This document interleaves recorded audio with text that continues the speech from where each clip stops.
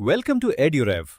If you're gearing up for the CLAT, that legal reasoning section can seem pretty intimidating, right? It feels like this giant mountain you have to climb. But what if I told you there's a much smarter, less stressful way to conquer it? Today, we're gonna break it all down step by step to help you master this really crucial section. So, let's be real for a second. You open up a prep book, you see all these legal terms and principles, and your first thought is probably, how on earth am I going to memorize all of this? If you're feeling that panic, that sense of being totally overwhelmed, trust me, you are not alone. It's a super common feeling.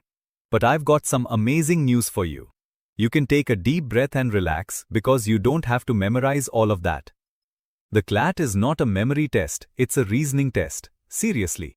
Think of it less like a history exam and more like a puzzle. You're given all the rules you need and your only job is to figure out how to apply them. To make this super clear, we've broken everything down into 5 parts. We'll start with why this section is so important. Then we'll decode the exam pattern so you know exactly what you're up against. After that, we'll build your course strategy, lay out a daily plan, and finally, get into the nitty-gritty of mastering the answering process. Alright, first things first, let's talk about why you should pour your energy into this section. Why does legal reasoning matter so much? Well, for starters, it's a huge chunk of the exam. We're talking 25%. That's a quarter of your total score coming from this one section. So doing well here isn't just a good idea, it's absolutely essential if you're aiming for a top rank. But it's more than just the numbers. This section is what's known as a tiebreaker. So what does that mean? It means if you and another student get the exact same total score, your score in this section could literally be the thing that decides who gets the higher rank. It's that critical. Okay, so we get it, it's important, but what does it actually look like? Let's move on and decode the exam pattern. So here's the breakdown.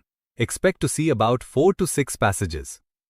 From those passages, you'll get somewhere between 28 and 32 questions. Each correct answer gets you 1 mark, but watch out for that negative marking. Every wrong answer will cost you 0.25 marks. The difficulty is generally moderate, but the real challenge is often the language itself, which can be pretty technical. At its heart, this is a reading comprehension test. You get a passage of about 450 words. You figure out the rules and principles hidden inside it, and then you apply those rules to a different set of facts. And here's the best part, the part you need to remember. You do not need any prior knowledge of the law. Everything you need to answer the question is right there in the text. Okay, knowing the pattern is one thing, but beating it is another. So how do we build a solid strategy to tackle this? That's what we're covering right now. Think of it like this image here. Success isn't about just one thing. It's like a set of gears all working together. You need to understand the test. You need good language skills. You need to be able to interpret what you're reading. And then you need to apply it. When all those gears are turning smoothly together, that's when you really start to see results. Now I know I just said you don't need prior legal knowledge, and that's true. But being a little familiar with these big topics is a massive advantage. If you have a basic grasp of things like contract law or criminal law, you'll understand the passages way faster on exam day.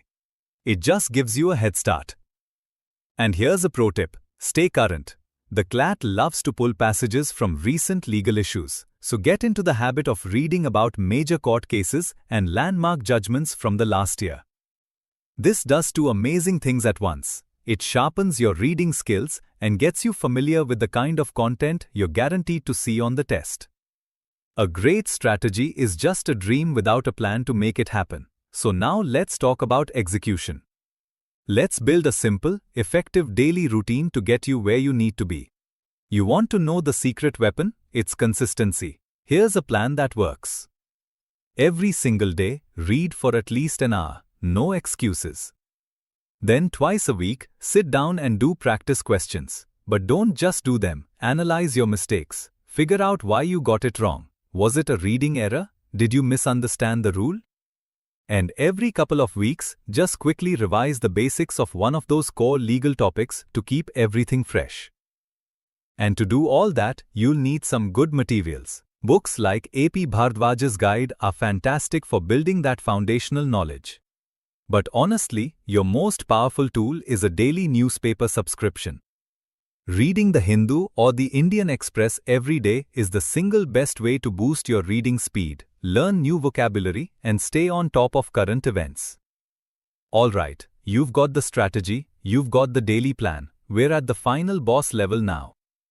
What to do on the actual day of the exam?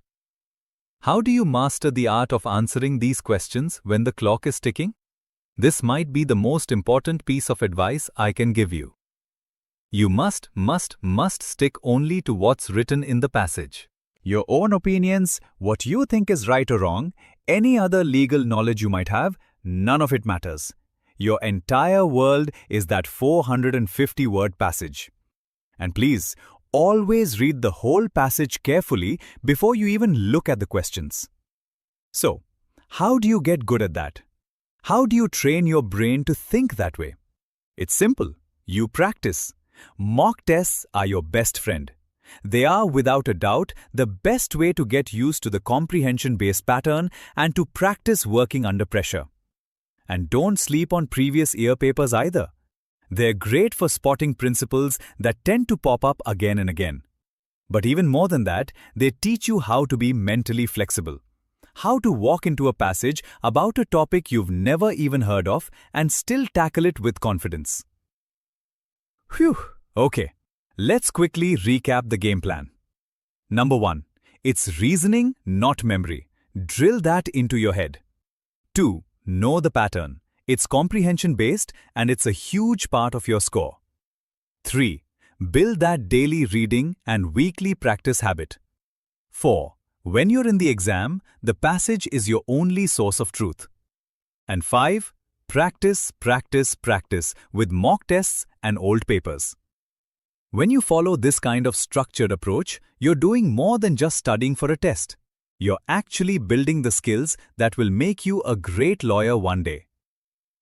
This is the first big step on an incredible journey. And if you want to take your prep to the absolute next level, you should definitely check out the EduRev app. It is loaded with everything you could possibly need. Courses, tons of mock tests, study guides, you name it. You can find it on both the Play Store and the iOS App Store. Thanks so much for watching, and I wish you the very best of luck in your preparation.